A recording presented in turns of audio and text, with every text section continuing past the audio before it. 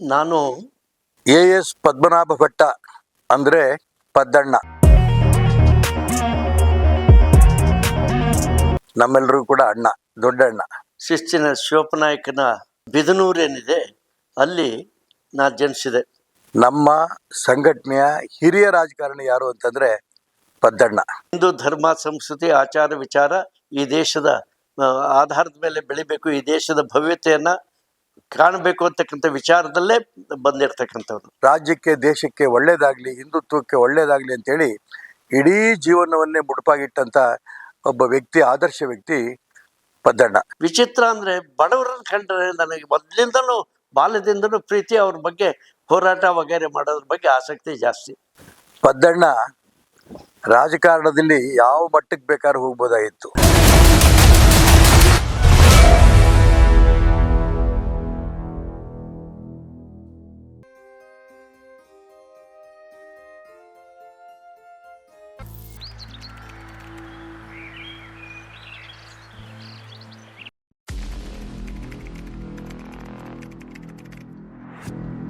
ನಮಸ್ತೆ ಅಪ್ಪ.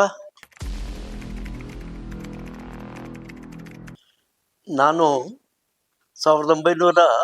1939 ಶಿವಮೊಗ್ಗ ಜಿಲ್ಲೆ ಹೊಸನಗರ ತಾಲೂಕು ನಗರ ಯಾವ ಶಿಸ್ತಿನ ಶಿವಪ್ಪನಾಯಕನ ಬಿದನೂರೇನಿದೆ ಅಲ್ಲಿ ನಾನು ಜನಿಸಿದೆ. ನಮ್ಮ ತಾಯಿ ಮನೆ, ನಮ್ಮ ತಾಯಿ ಸುವರ್ಣಮ್ಮನವ್ರು ಅಂತೇಳಿ, ನಮ್ಮ ತಾಯಿ ಮನೆ ನಗರ ಕೃಷ್ಣ ಉಡುಪುರ ಮಗಳು ನಮ್ಮ ತಾಯಿ. ಅಲ್ಲಿ ನಾನು ಜನಿಸಿರ್ತಕ್ಕಂಥದ್ದು. ನಮ್ಮ ತಂದೆ ಡಾಕ್ಟರ್ ಶ್ರೀನಿವಾಸ್ ಭಟ್ರು ಅಂಥೇಳಿ, ಅವರು ಸ್ವಾತಂತ್ರ್ಯ ಹೋರಾಟಗಾರರು ಮತ್ತು ಯುದ್ಧದಲ್ಲಿ, ಎರಡನೇ ಮಹಾಯುದ್ಧದಲ್ಲಿ ಸೈನಿಕರಾಗಿ ಸೇವೆ ಸಲ್ಲಿಸಿದಂಥವ್ರು, ಡಾಕ್ಟ್ರಾಗಿ ಸೇವೆ ಸಲ್ಲಿಸಿದಂಥವ್ರು. ಅದೇ ರೀತಿ ನಾನು ತಾಯಿ ಮನೆಯಲ್ಲಿ ನಗರದಲ್ಲಿ ಒಳ್ಳೆ ನವರಾತ್ರಿ ಟೈಮು, ದುರ್ಗಾಷ್ಟಮಿ ದಿವಸ ನಾನು ಜನಿಸಿದೆ. ನಮ್ಮ ತಂದೆಯವರು ತೀರ್ಥಹಳ್ಳಿ ತಾಲೂಕು ಬಸವಾನಿ, ಅರಗುಡಿಗೆ ಅಂತ ಇದೆ, ಬಸವಾನಿ ಪಕ್ಕದಲ್ಲಿ ಅರಗುಡಿಗೆ ಅಂತಿದೆ. ಅದು ನಮ್ಮ ತಂದೆಯ ಸ್ವಂತ ಊರು. ನಮ್ಮ ತಂದೆ ಪೂರ್ವಜರೆಲ್ಲ ಬೆಳೆದಿದ್ದಲ್ಲಿ ಅಲ್ಲೇ, ನಮ್ಮ ತಂದೆನೂ ಬೆಳೆದಿದ್ದಲ್ಲೇ, ಚಿಕ್ಕ ವಯಸ್ಸಿನಲ್ಲೇ ಬೆಳೆದ್ಬಿಟ್ರು. ಇಬ್ಬರು ಸಹ ತಂದೆ ತಾಯಿ, ನಮ್ಮ ತಂದೆ ಮತ್ತು ತಾಯಿ ಇಬ್ಬರು ಸಹ ಚಿಕ್ಕ ವಯಸ್ಸಿನಲ್ಲೇ ತೀರ್ಕೊಂಡು ಹೋದರು. ನಮ್ಮ ತಂದೆಯವರಿಗೆ 2 ಜನ ತಮ್ಮಂದರು. ಇವರು ಅವಾಗ 8ನೇ ವರ್ಷದಲ್ಲೇ, 8ನೇ ವರ್ಷದಲ್ಲೇ ನಮ್ಮ ತಂದೆ ಇಬ್ಬರು ತೀರ್ಕೊಂಡು ಹೋದರು. ನಂತರದಲ್ಲಿ ಅವರ ಸೋದರ ಸಂಬಂಧಿ ತೀರ್ಥಹಳ್ಳಿ ತಾಲೂಕಿನ ಮೇಳಿಗೆ ಗ್ರಾಮದಲ್ಲಿ ಮೇಳಿಗೆ ಮಂಜುಭಟ್ರು ಅಂತ ಭಾಳ ದೊಡ್ಡ ಶ್ರೀಮಂತರು, ಭಾಳ ದೊಡ್ಡ ವ್ಯಕ್ತಿ ಇರೋದು. ಅವರು ಕರ್ಕೊಂಬಂದು ಇವ್ರನ್ನ ಸಾಕಿ ಸಲಹೆ ಎಲ್ಲ ಮಾಡಿದರು. ನಂತರದಲ್ಲಿ ಅವರು ಅಲ್ಲೇ ವಿದ್ಯಾಭ್ಯಾಸ ಮೇಳಿಗೆಯಲ್ಲಿ ಓದಿ, ಅಲ್ಲಿಂದ ತೀರ್ಥಹಳ್ಳಿ ತಾಲೂಕಿನ ಹೈಸ್ಕೂಲ್ನಲ್ಲಿ ಓದಿ ಪ್ರೌಢ ಶಿಕ್ಷಣವನ್ನು ಪಡೆದರು. ನಂತರದಲ್ಲಿ ಬೆಂಗಳೂರಿಗೆ ಹೋಗಿ ಮೆಡಿಕಲ್ ಕಾಲೇಜ್ನಲ್ಲಿ ಸೀಟ್ ಸಿಕ್ತು. ಮೆಡಿಕಲ್ ಕಾಲೇಜ್ನಲ್ಲಿ ಓದಿ ಎಲ್ಲ ಮಾಡಿ ಮೆಡಿಕಲ್ ತಗೊಂಡ್ರು, ಡಾಕ್ಟ್ರಾಗಿ ಪಾಸಾದರು. ನಂತರದಲ್ಲಿ ಅವರು ವೃತ್ತಿಯಲ್ಲಿ ಹೊಳೆಹೊನ್ನೂರಲ್ಲಿ ಫಸ್ಟು ಸರ್ಕಾರಿ ಉದ್ಯೋಗನ ಮಾಡಿದರು, ಸರ್ಕಾರಿ ಉದ್ಯೋಗದಲ್ಲಿ ಇದ್ದರು. ಅದರಿಂದ ನಂತರದಲ್ಲಿ ತಕ್ಷಣದಲ್ಲಿ 6 ತಿಂಗಳ ತಕ್ಷಣ ಉದ್ರಿ ಹಾಕಿದರು. ಸೊರಬ ತಾಲೂಕಿನ ಉದ್ರಿಗೆ ತಾಲೂಕು ಬೋರ್ಡು ಆಸ್ಪತ್ರೆಗೆ ನೇಮಕ ಮಾಡಿದರು.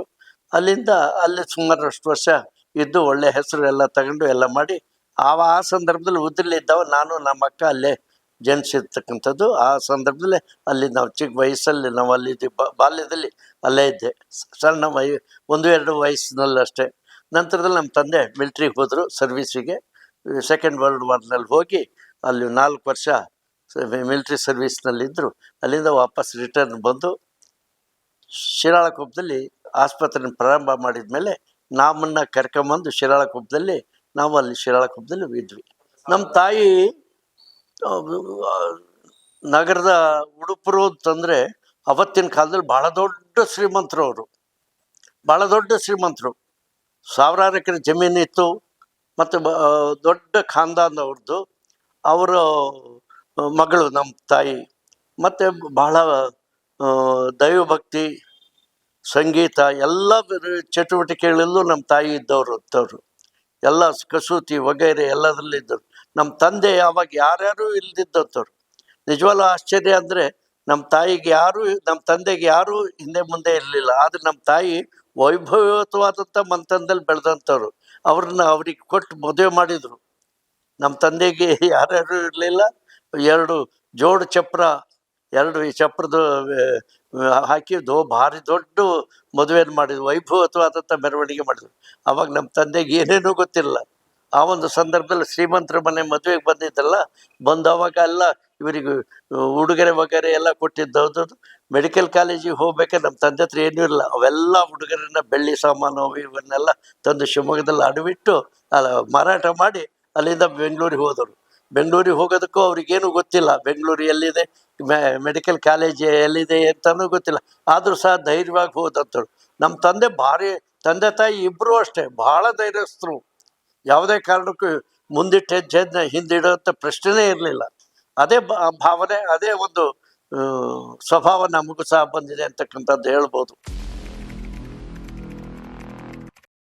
ಬಾಲದ ದಿನಗಳಲ್ಲಿ ಚಿಕ್ಕ ವಯಸ್ಸಿನಲ್ಲಿ ತುಂಬ ಚೇಷ್ಟೆಗಳು, ತುಂಬ ಚೇಷ್ಟೆ. ಮತ್ತು ನನಗೆ ಯಾರು ಹೆದರಿಕೆ ವಗೈರೆ ಏನೂ ಇರಲಿಲ್ಲ. ತುಂಬ ಕಿಲಾಡಿ ಚೇಷ್ಟೆ ಎಲ್ಲದನ್ನೂ ಮಾಡೋದ್ರಲ್ಲಿ ನಾನು ಮಿತಿ ಮೀರಿದವನು. ಮತ್ತು ಬಾಲ್ಯ ದಿನಗಳಲ್ಲಿ ಯಕ್ಷಗಾನ, ನಾಟಕ, ದೊಡ್ಡಾಟ ಇವೆಲ್ಲವನ್ನೂ ಮಾಡಿದವನು ನಾನು. ಮತ್ತು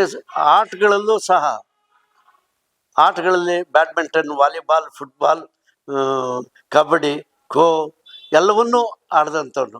ಹಾಗಾಗಿ ಯಾವತ್ತೂ ನಾನು ಚಟುವಟಿಕೆ ಇಲ್ಲದೆ ಇರೋದು ವ್ಯಕ್ತಿನೇ ಅಲ್ಲ, ಸದಾ ಚಟುವಟಿಕೆಯಲ್ಲಿದ್ದವನು. ನನ್ನ ಬಾಲ್ಯದ ವಿದ್ಯಾಭ್ಯಾಸ ಶಿರಾಳಕೊಪ್ಪದಲ್ಲೇ ನಡೀತು. ಪ್ರಾಥಮಿಕ ಇದು ಅಂದರೆ ಸ್ವಲ್ಪ ದಿವಸ ನಗರದಲ್ಲಿ ಅಲ್ಲೇ ಅಜ್ಜನ ಮನೆಯಲ್ಲೇ ಓದಿದೆ ನಾನು. ಅಂದರೆ ಪ್ರಾಥಮಿಕ 1-2 ವಯಸ್ಸಿನ ತನಕ, 5 ಕ್ಲಾಸ್ ತನಕ ಅಲ್ಲೇ ಓದಿದೆ. ಯಾಕೆಂದರೆ ನಮ್ಮ ತಂದೆ ಮಿಲ್ಟ್ರಿ ಸರ್ವೀಸ್ನಲ್ಲಿ ಹೋಗಿದ್ದಲ್ಲ, ಹೊರದೇಶದಲ್ಲಿ ಇದ್ದರು. ಹಾಗಾಗಿದ್ದರೆ ನಮ್ಮ ತಾಯಿನೂ ಸಹ ತಾಯಿ ಮನೆಯಲ್ಲೇ ಇದ್ದರು. ಆ ಒಂದು ದೃಷ್ಟಿಯಿಂದ ಅದು ಓದಿದೆ. ನಂತರದಲ್ಲಿ ನಮ್ಮ ತಂದೆ ಶಿರಾಳಕೊಪ್ಪಕ್ಕೆ ಬಂದು ಆಸ್ಪತ್ರೆ ಪ್ರಾರಂಭ ಮಾಡಿದ್ಮೇಲೆ, ರಿಟೈರ್ ಆಗಿ ಬಂದಮೇಲೆ ಆಸ್ಪತ್ರೆ ಪ್ರಾರಂಭ ಮಾಡಿದ್ಮೇಲೆ ಶಿರಾಳಕೊಪ್ಪದಲ್ಲಿ ಗಂಡು ಮಕ್ಕಳ ಮಾಧ್ಯಮಿಕ ಶಾಲೆಯಲ್ಲಿ ಓದಿದೆ ನಾನು. ಗುರುಗಳು ಅಂತಂದರೆ ಭೀಮಪ್ಪ ಮೇಷ್ಟ್ರು, ನರಸಿಂಹಸ್ವಾಮಿ ಮೇಷ್ಟ್ರು, ಮದ್ದೂರಾಯರು ಅಂಥೇಳಿ ಭಾಳಷ್ಟು ಜನ ಇದ್ದರು. ಅದರಲ್ಲಿ ಅಂತಂದರೆ ಆದರ್ಶ ವ್ಯಕ್ತಿಗಳು ಅಂದರೆ ಭೀಮಪ್ಪ ಮೇಷ್ಟ್ರು ಅವರು ಸಾಕಷ್ಟು ಶಿರಾಳಕೊಪ್ಪದ ಭಾಗದಲ್ಲಿ ಸಾಹಿತ್ಯ, ಕಲೆ, ಎಲ್ಲ ದೃಷ್ಟಿಯಲ್ಲಿ ಇಲ್ಲಿದ್ದರು. ಅವರು ನನಗೆ ತುಂಬ ಆತ್ಮೀಯರಾಗಿ ಶಿಷ್ಯತ್ವನ ತಗೊಂಡಿದ್ದೆ. ನಾನು ಪುರಸಭಾ ಅಧ್ಯಕ್ಷ ಇದ್ದಾವಾಗ ಆ ಮಾರ್ಗ ನಾಲ್ಗಾರ್ಕೇರಿ ಅಂತಿತ್ತು, ಅದಕ್ಕೆ ಭೀಮಪ್ಪ ಮಾಸ್ತರ್ ಮಾರ್ಗ ಅಂಥೇಳಿ ಮಾಡಿ ಕಲ್ಲು ಹಾಕಿ ಇದು ಮಾಡಿದೆ. ನನ್ನ ಬಾಲ್ಯದಲ್ಲಿ ನನಗೆ ತುಂಬ ಆತ್ಮೀಯ ಆಗಿರ್ತಕ್ಕಂಥ ವ್ಯಕ್ತಿ, ಸ್ನೇಹಿತ ಅಂದರೆ ರಾಜಶೇಖರಪ್ಪ ಅಂಥೇಳಿ ಆನವಟ್ಟಿಯಲ್ಲಿದ್ದರು. ಅವ್ರು ಶಿರಾಳಕೊಪ್ಪದಲ್ಲೇ ಇದ್ದರು, ಕುಬ್ಸೋರ್ ಫ್ಯಾಮಿಲಿಯಲ್ಲಿ. ರಾಜಶೇಖರಪ್ಪ ಅವನು ನನ್ನ ಮೊದಲಿಂದ ಹಿಡಿದು ಕೊನೆ ತನಕನೂ ಆತ್ಮೀಯ. ಅವನು ಅಣ್ಣ ತಮ್ಮ ಅನ್ನೋದಕ್ಕಿಂತ ಹೆಚ್ಚಾಗಿ ನಾವು ಬೆಳೆದಿದ್ವಿ.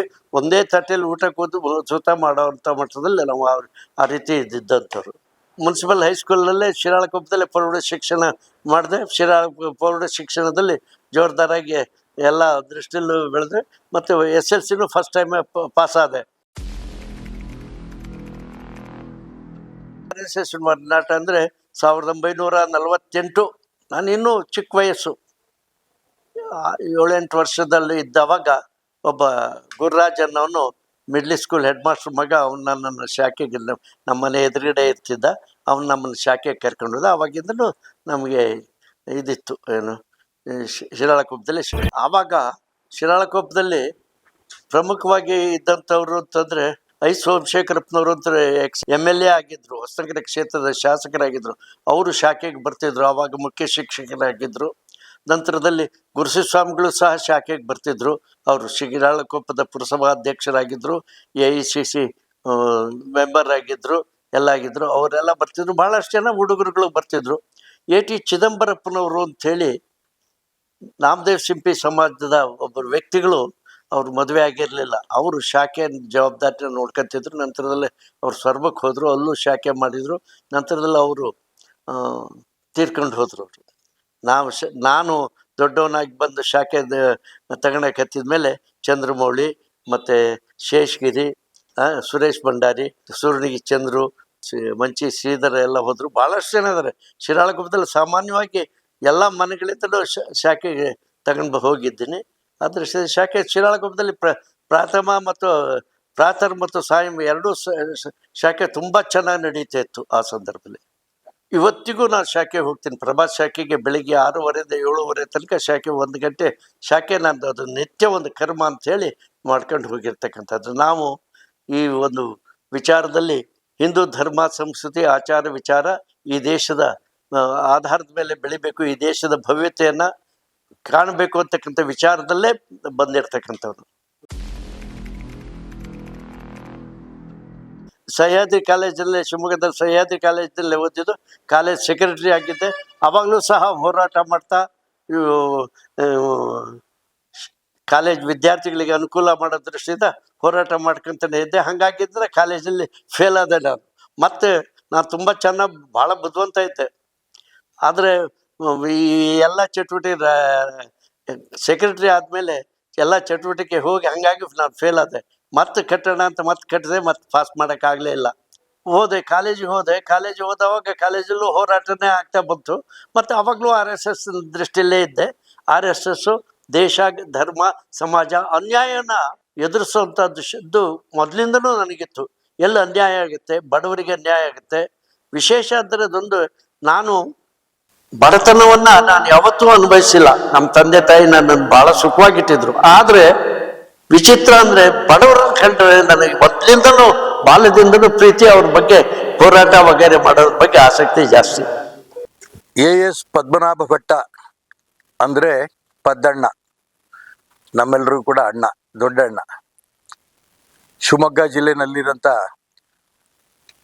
ರಾಜಕಾರಣದಲ್ಲಿ ನಮ್ಮ ಸಂಘಟನೆಯ ಹಿರಿಯ ರಾಜಕಾರಣಿ ಯಾರು ಅಂತಂದರೆ ಇವತ್ತು ಪದ್ದಣ್ಣ. ರಾಜಕಾರಣದಲ್ಲಿ ಯಾವ ಮಟ್ಟಕ್ಕೆ ಬೇಕಾದ್ರೂ ಹೋಗ್ಬೋದಾಗಿತ್ತು.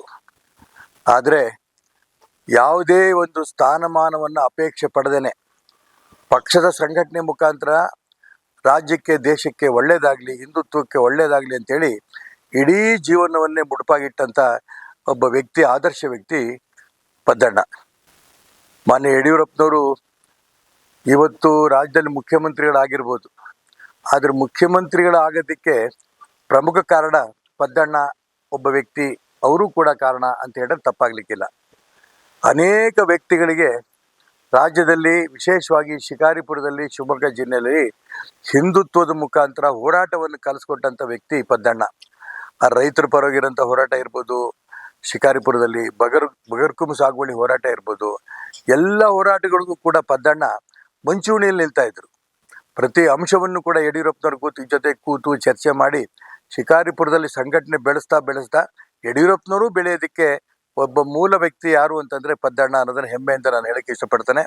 ಅಂಥ ಪದ್ದಣ್ಣನವರು ನಮ್ಮೆಲ್ಲರೂ ಕೂಡ ಯಾವುದೇ ಕೆಲಸ ನಾವು ಮಾಡ್ತಾ ಇರೋಂಥ ಸಂದರ್ಭದಲ್ಲಿ ಒಳ್ಳೆ ಕೆಲಸ ಮಾಡಿದ್ರೆ ಬೆಂತಟ್ಟೋರು, ನಮ್ದೇನಾದ್ರು ಹೋಗೋ ದಾರಿ ತಪ್ಪಿದೆ ಅಂತ ಅನಿಸಿದ್ರೆ ಖಾಸಗಿಯಾಗಿ ಬಂದು ವೈಯಕ್ತಿಕವಾಗಿ ಚರ್ಚೆಗೆ ಒಪ್ಕೊಂಡವರು.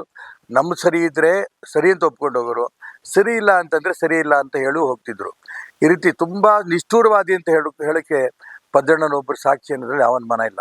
ಪದ್ದಣ್ಣನಂಥ ವ್ಯಕ್ತಿ ಇವತ್ತು ನಮ್ಮ ಮಧ್ಯೆ ಇದ್ದಾರೆ. ಇನ್ನೂ 100 ಕಾಲ ಬದುಕಲಿ, ನಮ್ಮಂಥ ಸಾವಿರಾರು ಕಾರ್ಯಕರ್ತರಿಗೆ ಮಾರ್ಗದರ್ಶನ ಸಿಗಲಿ, ಅವ್ರ ಮುಖಾಂತರ ನಮ್ಮ ಸಂಘಟನೆ, ನಮ್ಮ ದೇಶ, ನಮ್ಮ ಧರ್ಮ ಬೆಳೀಲಿ ಅಂತೇಳಿ ಶುಭವನ್ನು ಕೋರ್ತೇನೆ ಪದ್ದಣ್ಣವ್ರಿಗೆ. ಕಲ್ಪವೃಕ್ಷ ಸಿನಿಮಾಸ್ ಈ ಒಂದು ಯೂಟ್ಯೂಬ್ ಚಾನಲ್ಲು ಶಿಕಾರಿಪುರದಿಂದ ಬೆಂಗಳೂರು ತನಕನೂ ಕೂಡ ಪ್ರಸಾರ ಮಾಡ್ತಾ ಇರೋದು ತುಂಬ ಸಂತೋಷ. ಆ ಒಂದು ಕಲ್ಪವೃಕ್ಷ ಸಿನಿಮಾಸ್ನಲ್ಲಿ ಯುವಕರ ಪಾತ್ರ ಬಹಳ ದೊಡ್ಡದಿದೆ, ಅವರ ಆಸೆನೂ ತುಂಬ ದೊಡ್ಡದಿದೆ. ಅವ್ರ ಕನಸು ನನಸಾಗಲಿ, ರಾಜ್ಯಕ್ಕೆ ಪ್ರಖ್ಯಾತಿ ಆಗಲಿ ಅಂತ ಶುಭವನ್ನು ಕೋರ್ತೇನೆ. ಈ ಒಂದು ಕಲ್ಪವೃಕ್ಷ ಸಿನಿಮಾಸ್ ಅವರ ಪ್ರಯತ್ನ ಕಲ್ಪವೃಕ್ಷದಂತೆ ಬೆಳೀಲಿ ಅಂತೇಳಿ ಶುಭವನ್ನು ಕೋರ್ತೇನೆ. ನಮಸ್ಕಾರ.